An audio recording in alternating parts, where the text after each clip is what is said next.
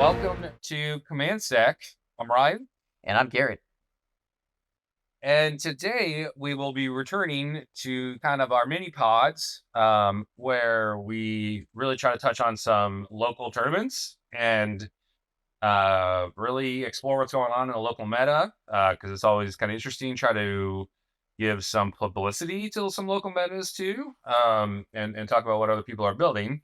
Um, Today we're going to be talking about the Phoenix 2025 Grand Tournament. So it's not really necessarily like a super local event, but since it's a grand tournament, one of the last grand tournaments that we've had, um, but it does kind of show, there. I don't think too many people were like flying to it or whatnot. So this event was April 12th, so it's post Worlds. So keep that in mind when we're kind of running through the top four. And then it kind of hilariously, it was at Gamers Guild in Phoenix, which was like, I think Garrett for like a brief moment was like the bright and shining center of Armada. Yeah, they had purchased Asmodee's leftover warehouse and had just copious amounts of Armada and X-Wing. And I think they still have Armada core sets. I could check that actually.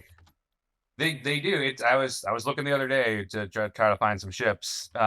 They have a very reasonable $49 core set. Oh my god, $50. And that comes with Yeah, all the components you need to play the game.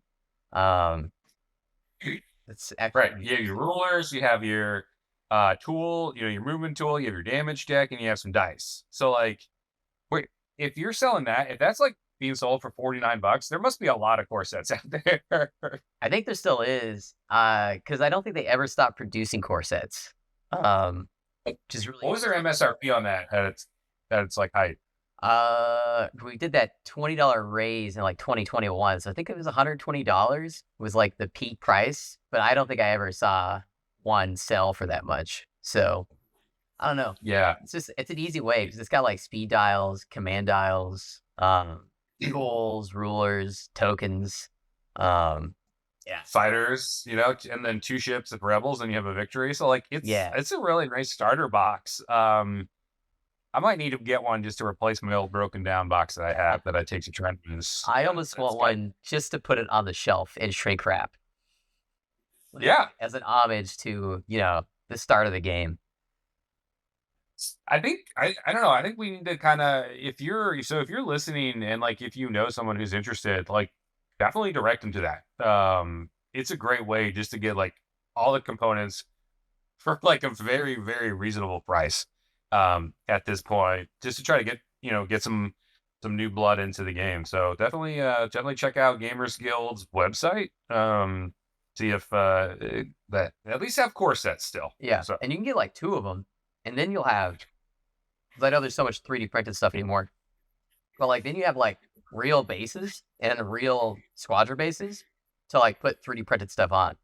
So yeah, it's a right. deal. And then you'll come with extra dice and I mean, you can make like a decent with two core sets. You can make a decent rebel fleet. You got two Corvettes, two Nebulons, and a bunch of X wings. Like make a little Biggs ball. It'd be fine. yeah, It'd totally be doable. right. All right. But yeah, So anyways, let's get to our top four.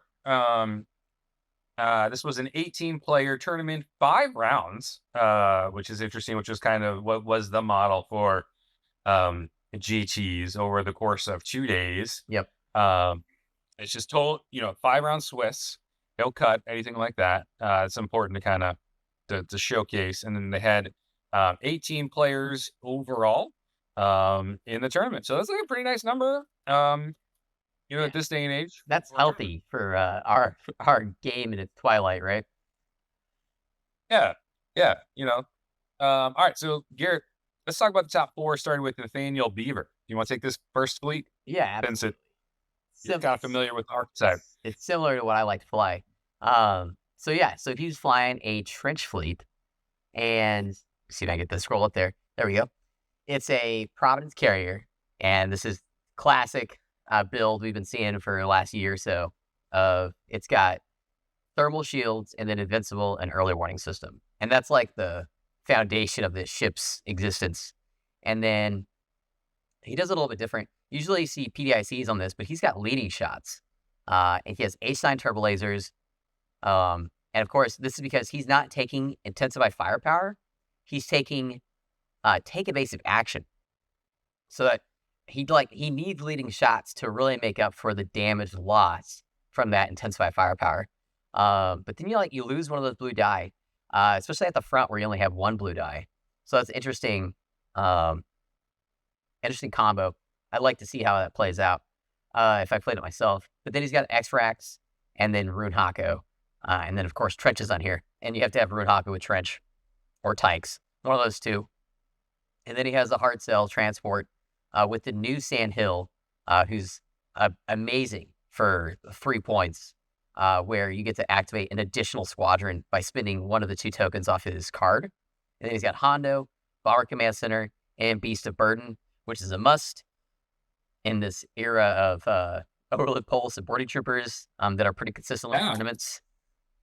And then a Gazanti with Tykes and Flight Controllers. The Gazanti with Tykes and Flight Controllers is my favorite CIS thing right now, especially with Trench, to where you can push 3 to 4 with Sandhill, right?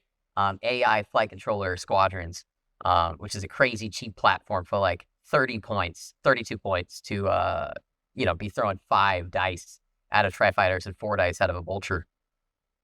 How would you be throwing 4 with that Gazanti? Because you get Flight Controllers and AI, right? So Vulture... you're talking about dice, not squads. Oh, yeah, no. Well, with squads, you can throw 4 because you get 2, and then because Trench gives you command plus token, so that's 3, and then you spend a token off Sandhill, and that brings you up to 4. Does that work? Yeah. So it's really fun. I didn't know that works. Yeah. I feel like obviously you didn't discover it, but like, that's a neat little thing. Yeah. I never knew that. So I love to do this with my Trench Gazanti, because you can get a really good 4 squadron Alpha Strike with a 30-point ship. And Vultures or your Tri-Fighter Aces or whoever you're sending, it's really devastating when you can do that. Because you can... Are you sure that works? Yeah, absolutely. Because it's, you get Tykes a squadron token to activate Trench's command. So I usually navigate command with the Gazanti, Trench squadron of my Tyke squad token. Right, so now you're activating 3 because it has a base of 2 plus 1 with the token. And then you spend a token off Sandhill, off another ship, usually on the hard cell, and then activate a 4th squadron. Okay, so I'm looking at the specific language of Sandhill, and it really is, you're not actually spending the token, you're discarding the token, and then you get to activate it. Yeah. Right. That is super cool. It's awesome. And then he's got the classic DFS 311, which is the Vulture Ace that gives you intel. And then he's got 6 Vultures and 5 Hyenas. So, this is the list. 3 activation CIS. You lose a lot of squad power by using Trench, just because it's just points. Just points put in the Trench loses you an ace. And it's pretty crazy how much of a difference it is not having Wat Tambor on the board. Because he can really bog down the enemy. Especially if they don't get, that perfect, 3 hits on him to chew him down. But I don't know what his objectives were. He might have told me. I probably forgot at this point. But usually, if you have H9s, generally, you take close range intel scan as the red, and then, infested or asteroid tactics or any yellow you really want to play with this. But this is a good list. I prefer second player playing this with 3 activations just to give me some time and padding. But of course, some people really like that Alpha Strike. But yeah, the only big different thing that's on this is the leading shots and take evasive action. So he can get that Providence turned in a really interesting way. Because it does suffer at speed 3 with its horrendous nav chart. So he can actually do some pretty clever maneuvering, getting a double turn at the end. So that would be actually pretty fun. I might have to give that a try because I do like take evasive action with my Republic fleets. Yeah, it's so I'm looking. Nathaniel was also at Worlds, and so he took a very similar list, basically a carbon copy, except for he took Grievous Yep. and he took Watt over, um, and so had a bit more in squads with that. Basically, it looks like instead of trench, you put those 12 points into squads. So kind of interesting to see. I wonder why, like what the evolution of that. It was just try and trench, post worlds. Um, this list, just really got better. You kind of flew it at the Chicago Uprising event. Hmm. Similar, and Nick Larson had flown it at Worlds the previous year. This archetype, let's just say Carrier, Hard Cell, Gazanti, full squads, gotten better since the update. Yeah, better Got and cheaper. deeper. Yeah. I guess I should know. I remember him telling me this. I guess he missed the first round at this tournament, and so he took 0 points for round one. So he had to make it up the rest of the thing. So he went 9, 10, 6, and 8. So if he had got to play round one, he actually might have won this tournament actually, or at least got above top 4. That I've never seen it. I've never seen a GQ on T4 before, but here you go. I see it. Yeah. So well done. And then number 3 here is another CIS list. Let me get that one pulled up, and then you can talk about it. Yeah, I'll take this is from Jeffrey Mitchell, who got 3rd place. Congrats, Jeffrey. He was flying a Grievous list. This was a double Recusant, hard cell, Zonti with flight controllers, and then 93 points of squads. So the first one was a 85-point Recusant with Grievous, skilled first officer, reserve hangar deck, TRCs, and Gilded Aegis. Gilded Aegis works pretty well with Grievous. You just kind of get that redirect back. And then another Recusant, pretty much the same loadout, but instead Patriot's Fist. I bet with TRCs that can really put a hitting on people. And then a hard cell transport with Sandhill Comsnet. And then Gazanti cruiser with flight controllers. And then a DFS 311, which is your sniper. Wait, no, it's not. It's your vulture ace. Excuse me. And then 4 hyena droid bombers, and then 3 droid tri-fighters for 400 points. I think this list is kind of interesting because it's leveraging Grievous with the TRCs, which makes a lot of sense. The squad ball's interesting, and I wonder if that's a meta call, something we've kind of looked at lately. Droid tri-fighters definitely hit super hard. You got the flight controllers there, and then with the kind of the ace vulture to kind of tie him down, it frees up your bombers. So it's like kind of this minimal fighter investment, but you have an upside of 3 black dice from the tri-fighters and then 8 dice from your droid bombers if you run into a very squad-like list, which I think is kind of the way to go right now. Leverage a little deeper into bombers if you're thinking about a squad player. So yeah, 4 activations at 400 points. Not too much from the update, I'd say. Maybe just kind of Sandhill is useful. And then you got the 2 reserve hangar decks with the tri-fighters is awesome. It's just kind of awesome to see. Yeah, I think that's the real magic here. This is an unusually built Recusant list. You don't see Gilded Aegis hardly ever, and having skill first officer, you don't see that a lot either. But it gives you a lot of flexibility with these 3 command Recusants, especially if you need to skip to a early squad activation or skip to an early nav or repair. But the double TRC, brutal. And then the only thing that sucks here is the lack of any way to fix your hyena red dice, because when they roll bad, they roll real bad. And so that could really slow down your game. But he got the intel vulture, and so if you do run in the squads, that really helps you free up your bombers, and get them out of danger so they can do their bombing runs. But overall, this is a light list of points as far as like losing a ship or something. But yeah, no, this looks fun. The 4 activation's great. Right.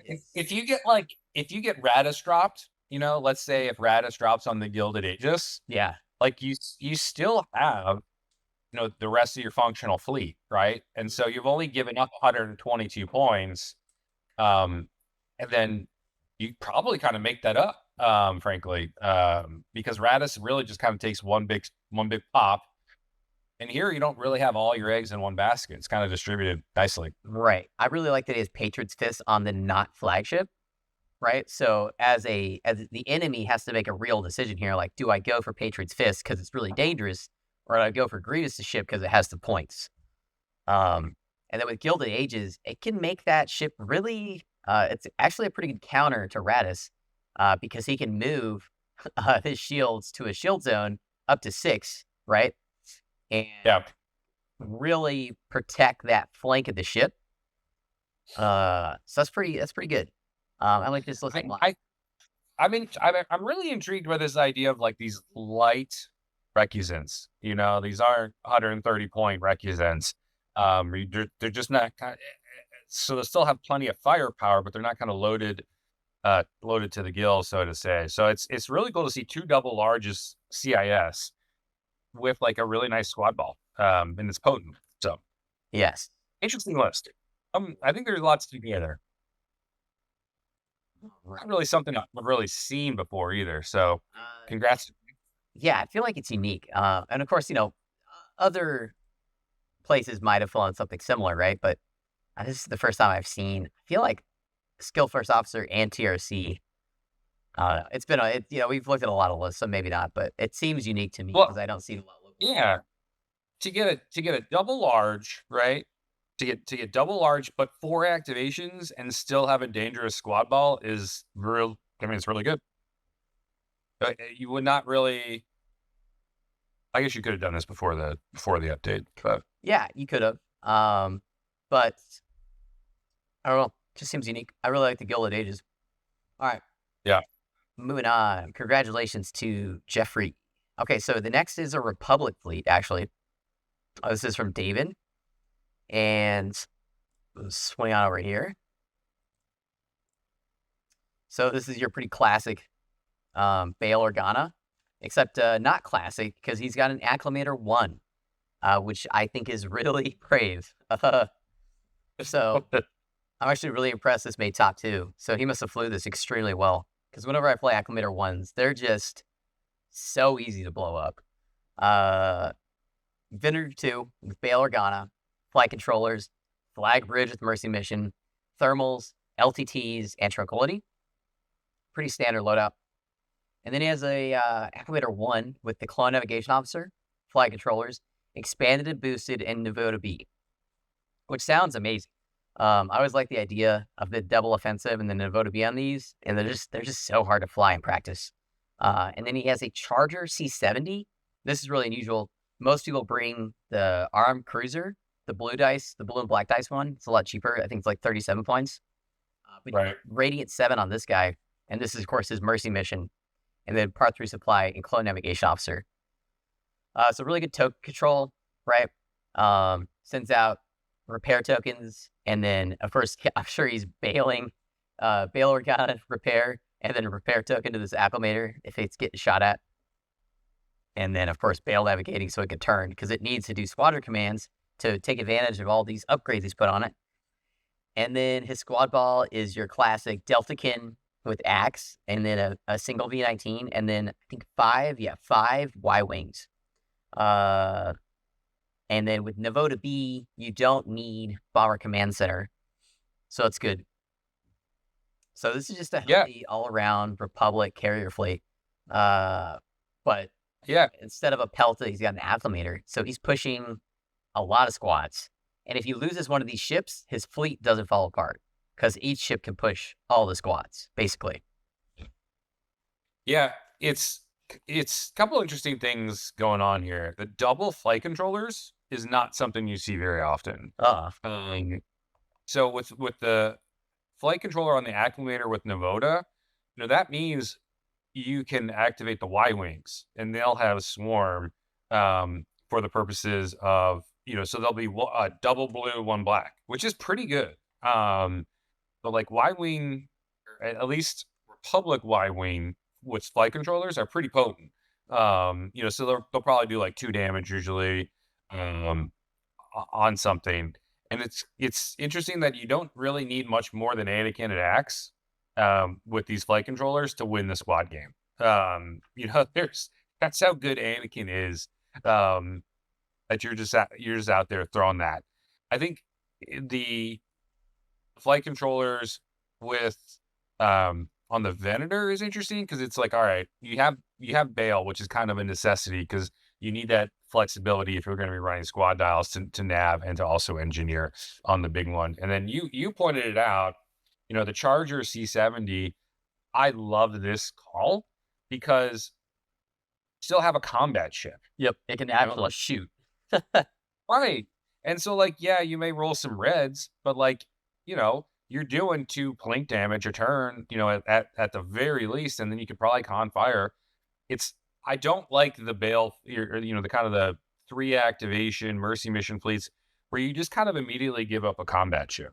And so you really just have 1 or 2 combat ships. And so like this isn't really I'd be interested to know how he flies it, and maybe he can kind of tell us in our YouTube comments. But like I bet it does contribute to the fight more often than a typical mercy mission ship does. Yeah, because even obstructed, it's throwing a dice, and this is really annoying.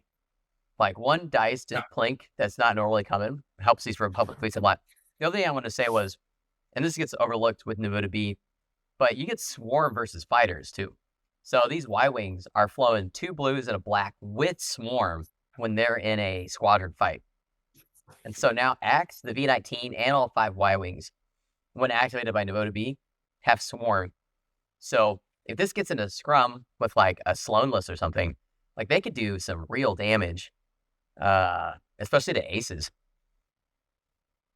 Yeah, and the Y Wings have so much freaking hull, Sick, to yeah. make them to give them swarm is super nice. I really like that. I mean, obviously, I bet that acclimator really flies on the periphery. The Venator is kind of keeping it safe. I bet Oh, he's yeah. got the boosted comms, which is a necessity. But there were no onagers in this tournament, and the onager would kind of be the primary hunter of that acclimator. And so, without an onager, like you can kind of skirt around the edge, and I can see how it could stay alive.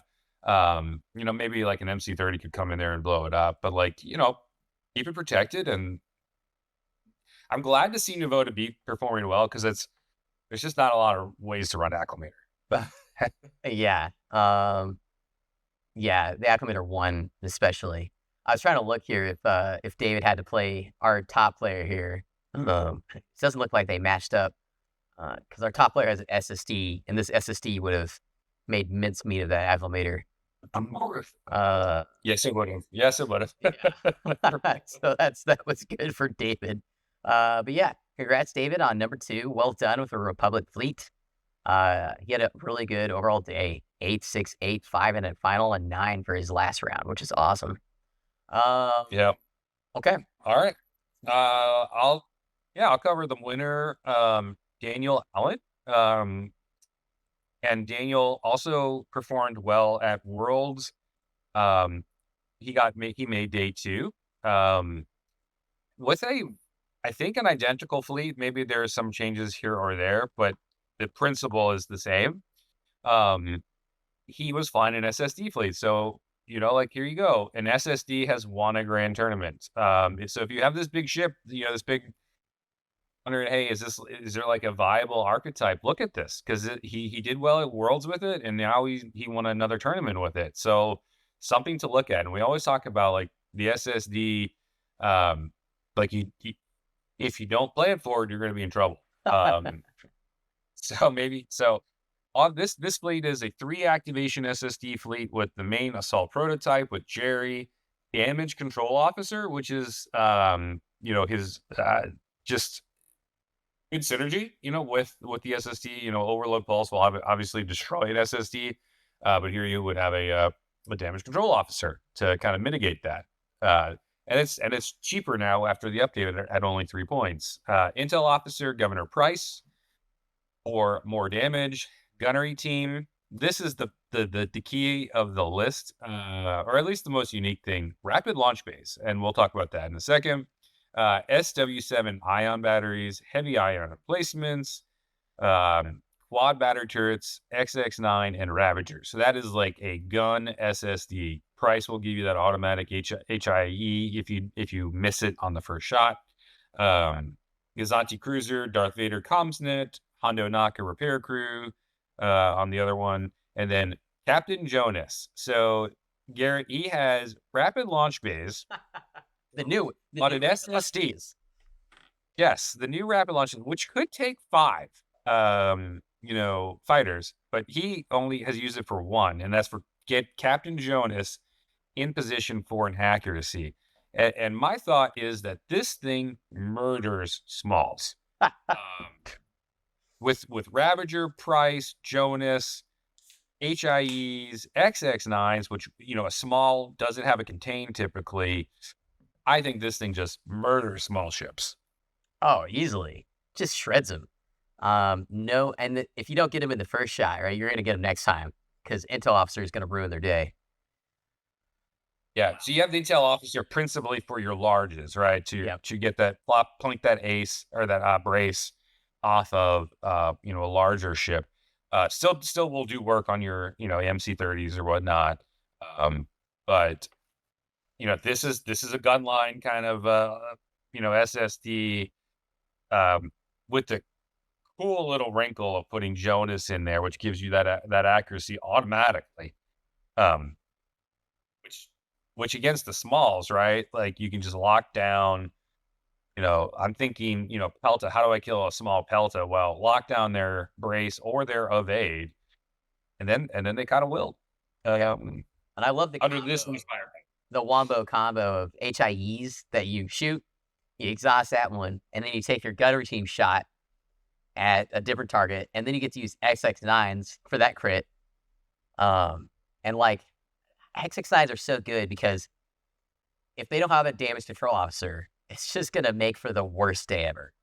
Pulling 2 face-up crits for 2 points is such a good.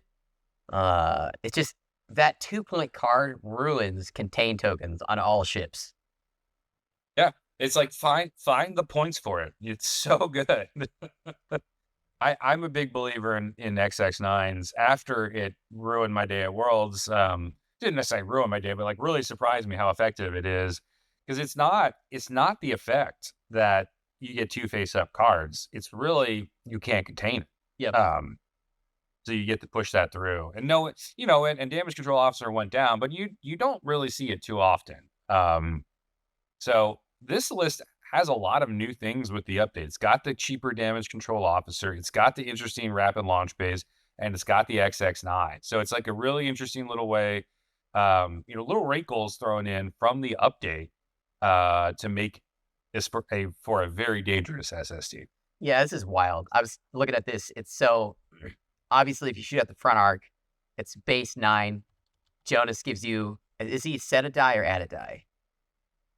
Change a die. So base 9, Ravager in for 10, QBTs to 11. And then you have Price for dice fixing, and then you have Darth Vader for emergency dice fixing. ISW7s are basically dice fixing.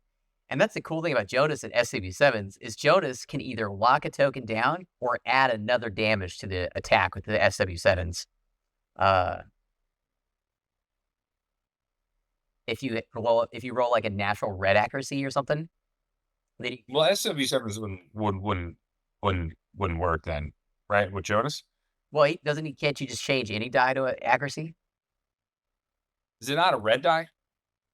No, it just says change 1 die to a phase. So yeah, just 1 die. Oh, okay. It's just, I don't know. So you got that. Yeah, there's just so many things here that work with synergy. So much synergy going on. Yeah, and just to show you how lethal, this fleet is, in 5 rounds, got a 10, 2 9s, an 8, and then it got a 2, which probably meant it got tabled, right? But yeah. Oh, against Jeffrey. Against the double recusant list. Right. Which just probably meant the hyena bombers just had a field day, right? Spiking. Yeah. So, but it shows you can overcome a really tough loss just obliterating everybody else, like really high scores in 4 out of your 5 games will win you a grand tournament. Will win you. So I think it's my big takeaway is that like it's really this, you got to be able to get these big scores um lately. So I think you need 8s, you need 9s, you have to have an ability, a list that can theoretically get a 10. Um, and the SSDs will always be there to do that. Absolutely. Look, what a 1047 MOV. Like, Well, he was just what blasting chips left and right, man. I mean, what a fun list to play though, right? Like it's, no offense to Daniel, but like it's, it's not like the highest mental load list, right? Like I think he probably would acknowledge that. You have 3 activations and one of them just does all the work for you. Like super fun. Like and like I shouldn't, not that's really kind of sounds bad to Daniel, but like my like Radis list I feel like is a very low, like, it's very simple. It only has a couple activations and everything. This doesn't mean it's easy to fly. So I don't want to take anything away from Daniel with that comment.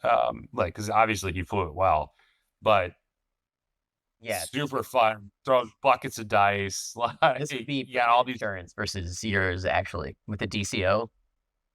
Oh yeah, He could blast your MC75, and then he would just have to survive getting shot by your other one. yeah. I think with like the natural predator of an SSD is Radis. And so look, I'm looking at his worlds list, very similar, but his officers tell a different story. So he went with Riva, Captain Anita, Intel officer, and TRC. Yeah. So very different officers. He had a little bit more defense there. Anita TRC trick on an SSD is super cool. But he decided to kind of go to downshift. And he had quad turbo laser cannons for obvious purposes with Jonas. So he went a little different route. I kind of like this version better. I was gonna And say, I just the DC. Did he have DCO at Worlds? no, he didn't. I bet he really wanted that. Yeah, because it makes your contains like really really powerful, right? And some lists are like my own Radis list is set up around a critical crit. So to be able to just shrug that off is good. Yeah, this gets me all excited about SSDs again. It makes me want to fly it. I was Yeah, so much so fun flying it.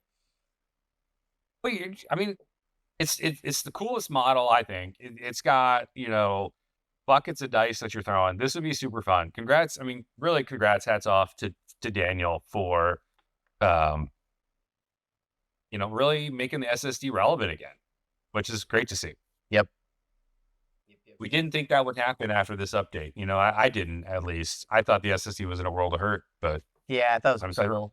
But this is good. This rapid launch phase with Jonas. That's good. That's good. I like that a lot. I'm gonna do that. I'm gonna do that locally to somebody. It's gonna be pretty funny. well, I mean, I don't think it's a bad idea. Like man, like you put Jonas in there, Jonas is distance 1 no matter what, right? Yeah. Yeah. Well, and that's the other thing. Rapid launch phase is now distance 1 to 2. So it makes this way better. Like this trick used to not work very well, but now this trick works. I mean, distance 2 is very far because you get the distance 2, and then you get the base of Jonas, and then his distance 1 to the ship.